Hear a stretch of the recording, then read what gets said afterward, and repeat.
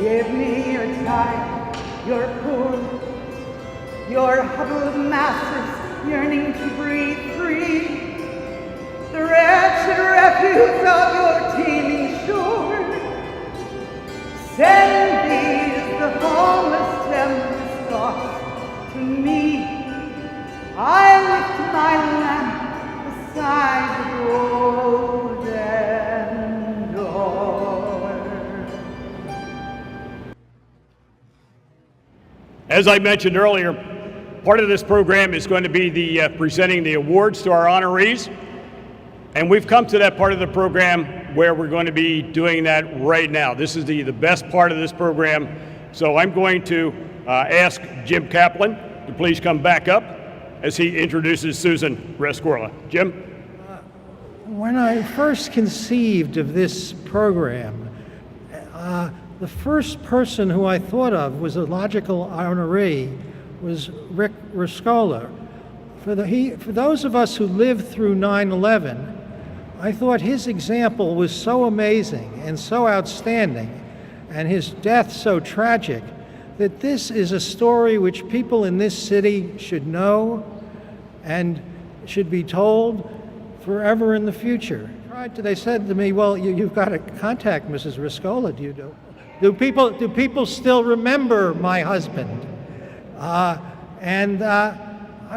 found that very strange, but in the last few weeks, as I've spoken about this award, what I realize is that 9/11 was 15 years ago. We've basically recovered in a way that many people would never have imagined, but people forget the history. The successful evacuation of almost 10,000 people out of the World Trade Center is one of the very important stories of 9/11. And central to that story was Rick Rescorla. Mr. Rescorla was a man who, like me, worked here in Lower Manhattan, came to work on 9/11, but unfortunately, like 3,000 other people, he never came home alive. On the other hand, in his period that he was here, the people of Morgan, the tenants in the Morgan Stanley Dean Witter, almost all of them except for 5 came back alive. And that was really because of Mr. Rescorla, who was the security director. So as far as I'm concerned, if this is a story that must be told throughout our history, if 9/11 will be remembered for 150, for 1,500 years, but it'll have to be said that this was one of our finest hours here at Lower Manhattan. And I therefore ask Mr. Rescorla, who should come up to speak.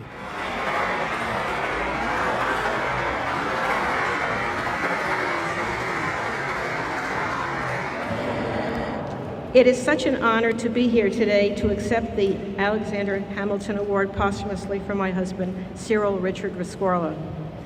I want to thank Jim Kaplan and Arthur Piccolo and the Board of the Historical Society of Lower Manhattan for all of the work that they have done to make this day a great historical remembrance for all of us. And I also want to honor the other recipients. I would like to honor Margaret Chin, and I would like to honor Dr. Matthew Eugene, and I would also like to honor Mr. Adrian Flannery. You're going to speak right into it. Okay, did you hear all that? I would like to introduce you to my husband, Rick Rescorla, because he is not here to tell his story, I am. And it's a proud moment for me here. Rick was a very special man. He was a man for all seasons. When I first met him, after a couple of dates, he said to me, "What are you about?"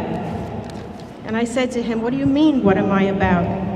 He said, "Well, I declared what I was going to be as a young man, so that I knew that if I stayed on that path, that at the end of my life, that I would have done the very best that I could." And he did that on 9/11, and he did that on Vietnam, and he did that every day of his life. Rick was born in Hale, Cornwall, a very magical place. He never knew he was poor. He loved his family, his friends, but he was intrigued with the American soldiers and dreamed of one day becoming one because they were there in his village during the Second World War.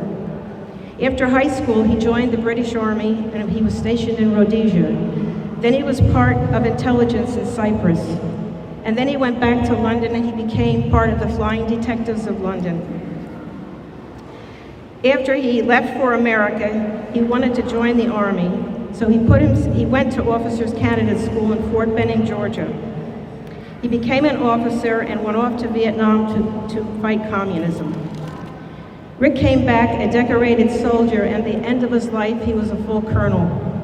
In those years, you did not have to be a citizen to join the military services. He then, though, became a citizen. He put himself through college on the GI Bill of Rights with a bachelor's degree, a master's, and a law degree, and he taught criminal justice at the University of South Carolina and wrote a book on criminal justice. He then decided to go into security and was hired by Morgan Stanley Dean Witter, was there 18 years, and became vice president of security. Prior to the bombing in the garage at Morgan Stanley, he was very concerned that it was very vulnerable, and he sent a report to Morgan Stanley and to the Port Authority saying that he thought that they should move that Morgan Stanley should move their offices out of that building. But they could not because they had signed a very long contract. But in 1993, the South Tower was bombed from the basement, and Rick led his people out on that day. And from that moment on, he made them drill all the time. And after 9/11, I was told that he was the only head of security in both towers that made his people drill. Rick brought out nearly 3,000 people that day, and only he and his men and a few other executives died on that day. His heart was in Cornwall, but proud to be an American, he lived by the code of the military, leave no man behind, as he did in Vietnam and on 9/11. They kept calling me to ask me if he had gotten home, and they were telling me of things that he was saying to them as he was bringing them down the staircase. And one of the most profound things he said was, "Today is a day to be proud to be an American, because tomorrow the world will be looking at you, and the world is still looking at us." Thank you. We're now going to have a song by Linda Russell. So, Linda. This song, Men of Harlech, apparently was one of Rick's favorite songs, and one that was sung as he was leading people down out of the World Trade Center. To this battlefield, men of Cornwall, stand ye steady.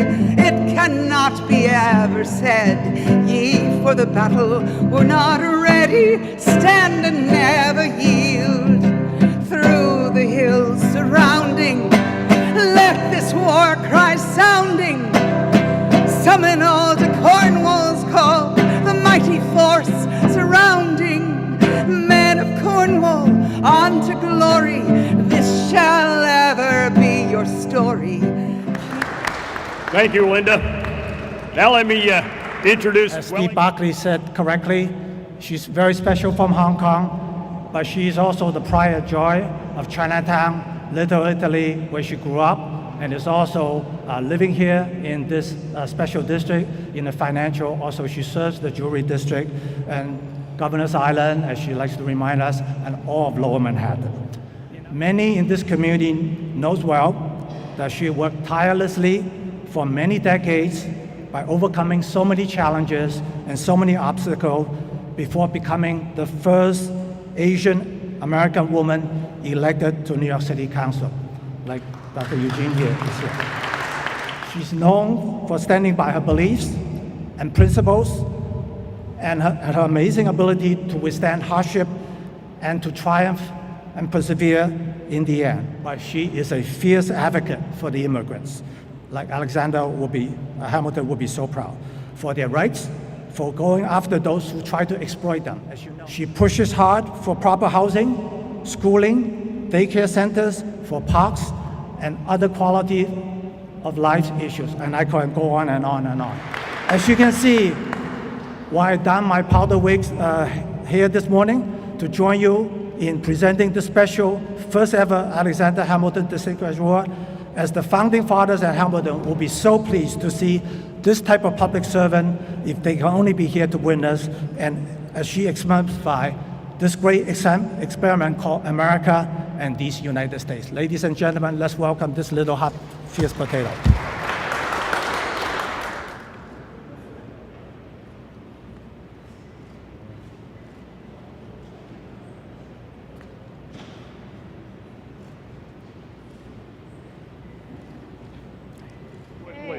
Thank you.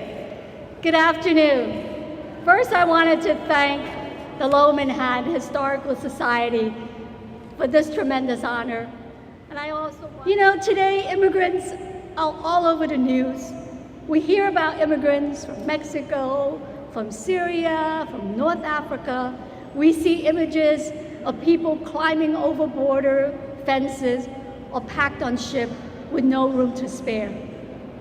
What we see and hear scares us, because aren't these people a threat to our security, our economy, here only to take away our jobs? I'm here to remind you of all the ways immigrants add to and build upon our society. Like millions of people in our great nation, past and present, I was not born here. When I came to the city from Hong Kong as a child, almost everything was uncertain. Where would we live? We didn't have a place to live. I had to live with my grandparents. With so much uncertainty, one thing was clear. My family, especially my father, who tried so many different ways to come to America. He even came through South America from Colombia, and he came to New York City, undocumented, because he wanted a better life for us.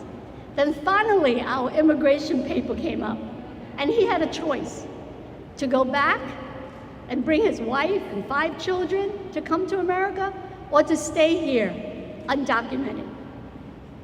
I was so happy he made the right decision to come back to Hong Kong to get us. But it also cost a lot of money, and he had to borrow money from families and friends to bring us here. And because he did that, I was able to be the first one in my family to graduate from City College. My family and I never doubted the promise of America, that no matter who you are or where you come from, if you work hard enough, you can create a better life for yourself and your children. Along the way, my family and I did face a lot of hardship and discrimination, but that essential promise of America was kept, and it must be continued to be kept. We must never lose sight that we live in a nation of immigrants, built by immigrants, defended by immigrants, and made greater by immigrants. As a Chinese American, I'm proud of the contribution we have made to this country, though we were officially excluded and discriminated against because of the Chinese Exclusion Act in 1882. I'm proud to be part of this immigrant tradition, of which Alexander Hamilton is a glittering example. Because, like the thousands of immigrants who fill the nightly news of today, Hamilton came to this new country with his eyes filled with determination and hope, a passenger on a boat. That our country is greater for receiving Hamilton is clear. Let us never forget the millions of immigrants who follow him, who also made this country greater than they found it. So thank you to the Lower Manhattan Historical Society for bringing history back to life. Thank you.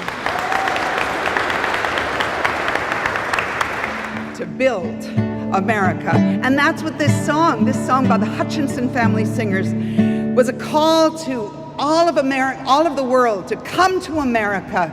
It's a rich land, and Uncle Sam is rich enough to give us all a farm. Of all the mighty nations, in the east or in the west, where the glorious Yankee nation is the dearest and the best, we have a room for all creation. Our banner is unfurled. Here's a general invitation to the people of the world. Come along, make no delay. Come from every nation, come from every way. Our lands, they are broad enough, don't be alarmed. Uncle Sam is rich enough to give us all a farm. Thank you, Linda. Now if I can have Rabbi Eli Cohen come up and join me here as he introduces Council Member Dr. Matthew Eugene. Aware that we just had a Jewish holiday called in Hebrew Shavuot, which is the festival when we celebrate the giving of the Torah, the giving of the Ten Commandments on Mount Sinai. And the reason I mentioned that is because before the program began, I took a walk around and I saw that in this vault over here, there is the Bible upon which George Washington placed his hand when he took the oath of office. And given the date and given the setting, I think it's a really wonderful way to lead into the introduction of our honoree. Because on that date, the giving of the Torah, the Ten Commandments, God came down on Mount Sinai and taught ethics and morality to the world. And these days, often, like immigrants, religion often gets a bad rap because unfortunately many evil things have been done in the name of religion. But it reminds us that the basics of ethics and morality, respect for human life, respect for another person's property, a system of justice and laws as was set up here all those years ago, those basic elements of society can never succeed if they are not anchored in absolute truth. And I think that's the fitting introduction for our honoree, Dr. Matthew Eugene. Dr. Eugene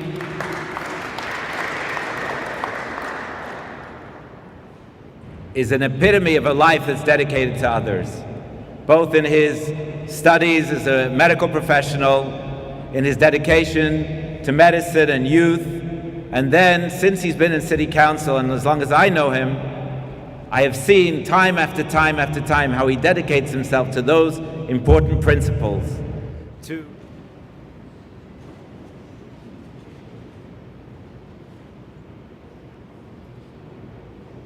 Thank you very much. Thank you so very much, Rabbi Cohen, for this kind introduction. Thank you so very much.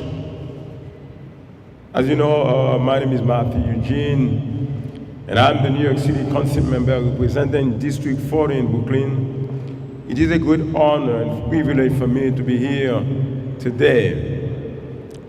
And I want to take the opportunity to thank the Lower Manhattan Historical Society. And I want to thank also the wonderful people who work tirelessly to make this day possible. Today is a wonderful day. It's a historic day. We are here in a historic place. And I say that this event is historic for many reasons. We know that Alexander Hamilton, he was the first Secretary of Treasury of the nation. It was the first. And today, this is the first Alexander Hamilton Immigrant Achievement Award. And today, we have the first woman Haitian elected to the City Council. And you have also another immigrant, and I'm humbled to say that Matthew Eugene, the first Haitian American to be elected to the City Council. Today we are seeing a lot of firsts.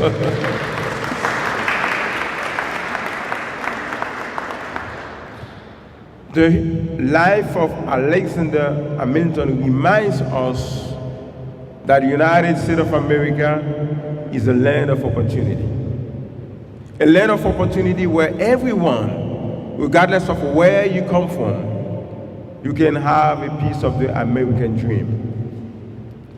And I want to let you know that when I was in Haiti as a little boy, Haiti where I was born and raised, if somebody said to my mother or my father that your son will be a member of the prestigious Honorable Council, City Council of New York City, my mother and my father would say to that person, something is wrong over here. But today I'm pleased, I'm honored and humbled to stand before you as the first Haitian American to be elected to the New York City Council. This is another proof that the United States of America is a land of opportunity for all. And let me tell you that each one of us, we can trace our origin to one of several countries. And America is great because of the contribution of all of us, regardless of where we were born, regardless of faith or religion or political affiliation. And I'm inspired by the life of so many immigrants who came before me. And I want to tell you that I think that I stand on the shoulders of all of them. Alexander Hamilton. And I want to let you know also I stand on the shoulders of my ancestors, because soldiers came from Haiti on 1779. They fought at Savannah, Georgia, for the independence of the United States of America.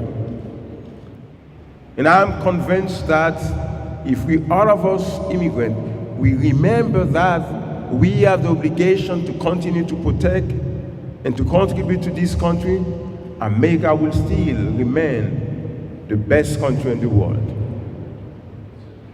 When I see what Alexander Hamilton has done, what my ancestors have done, and what many other immigrants have done, I feel compelled and obligated to do everything that I can do to continue to make a difference in the life of everybody, and to continue to work hard to make sure that I contribute in the betterment of New York City and also in the betterment of the United States of America.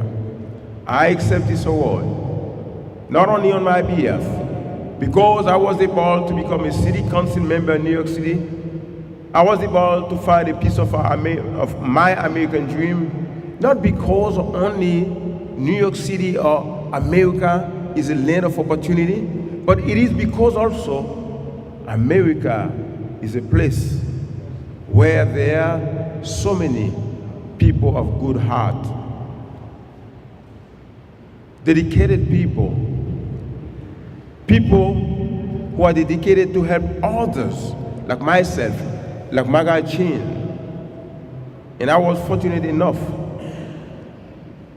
to have such wonderful people helping me find my way in the United States of America and become successful.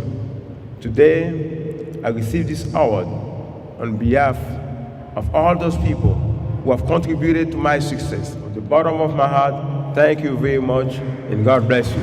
Thank you. Send these the homeless tempest tossed to me. I lift my lamp beside the golden door.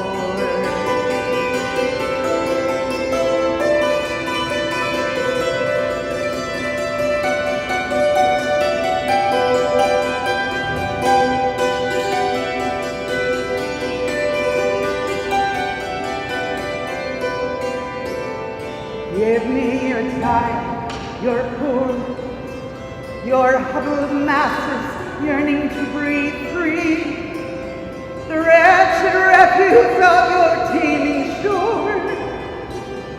Send these the homeless tempest tossed to me. I lift my lamp beside the golden door.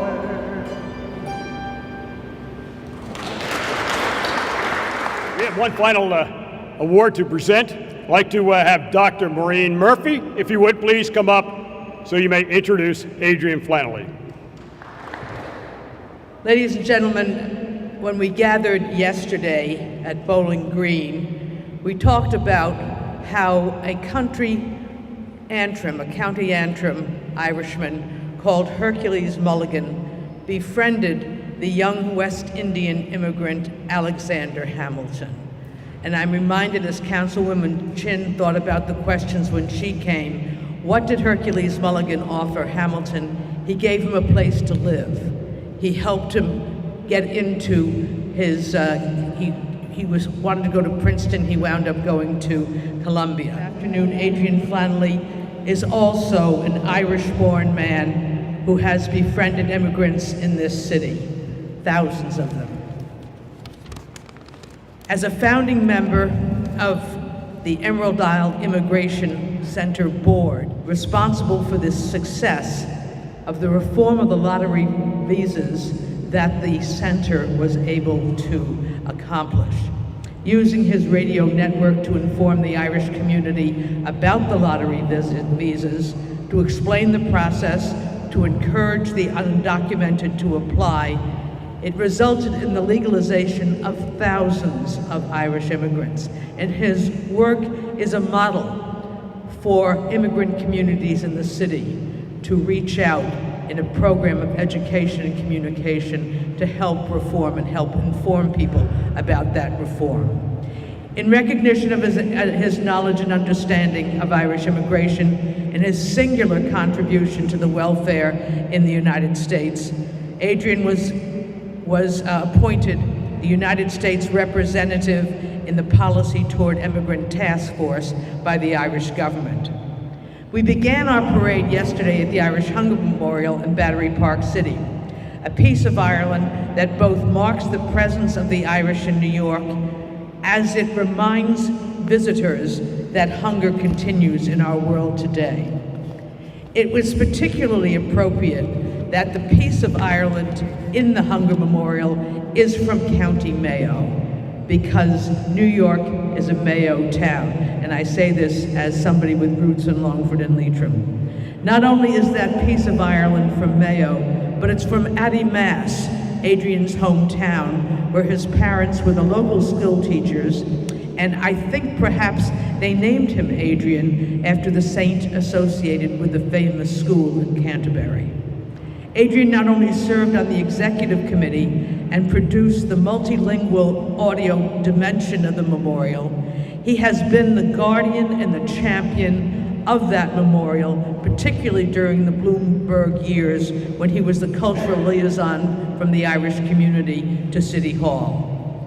One of the quotes, we have about a mile of quotes on the Hunger Memorial, but one of them was provided by the President of Ireland, Mary McAleese, and it's a quote I associate with Adrian, who has done so much to build the Irish community in New York. And the quote in Irish is, Ar Scaha Céla a Wara Nadini. People live in each other's shadow.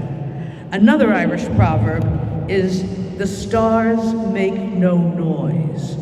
And Adrian is such a star, modest, generous, accomplished. So it's indeed my honor to introduce Adrian Flannelly to receive the Alexander Hamilton Award.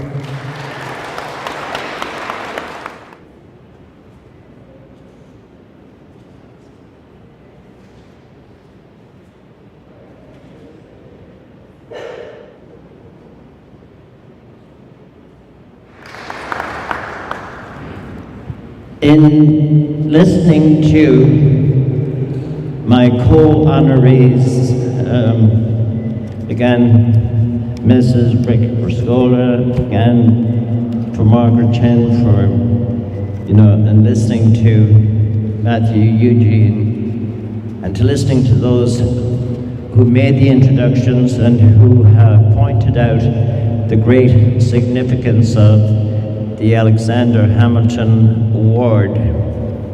I can only think of what a tremendous honor and award that this is. We're talking about somebody, a founding father, who was an immigrant, who indeed made a lot of progress, not only as the man of military achievement, but somebody who would become the first Secretary of the Treasury of the United States.